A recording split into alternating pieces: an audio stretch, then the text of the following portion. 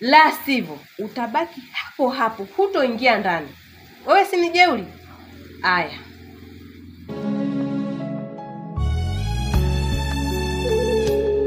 Butogo, haya yote unayoyaona kwa sababu ya upendo. Kwa sababu ya upendo ulio ndani ya moyo wangu. Nampenda sana Gray. Hivi wewe kweli unajielewa?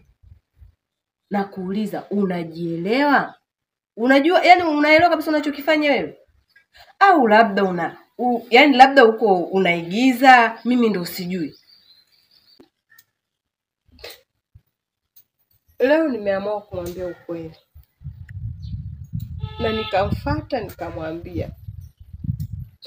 Lakini matokeo yake hajanielewa. Na sio kunielewa tu. Kanipiga na kaniambia nisimzoee. Hivi wewe, kwa jinsi wewe ulivyo, wewe tu ukijitazama wewe, ni wakulilia mapenzi? Tena kwa mwanaume kama Gray kweli wewe unalia kabisa, kweli zinatumika?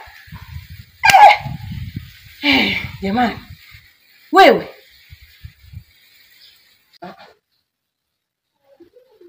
inatosha sasa. Inatosha. Mimi naongelea mapenzi. Naongelea upendo ulio ndani ya moyo wangu kwa Gray. Haijalishi ana nini. Ni maskini. Hivi Karuni, au yuko vipi? Unajua bomu ambao unakuja kulitengeneza wewe?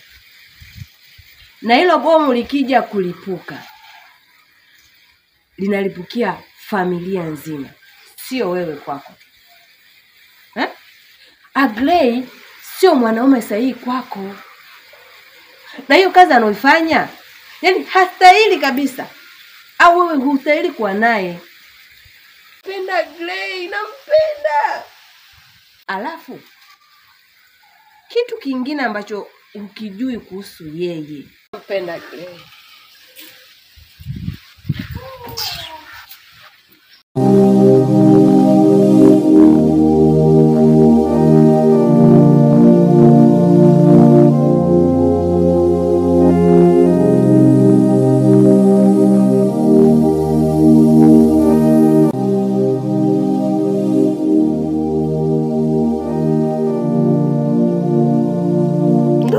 Huyo Gray mwenyewe anayependwa jamani.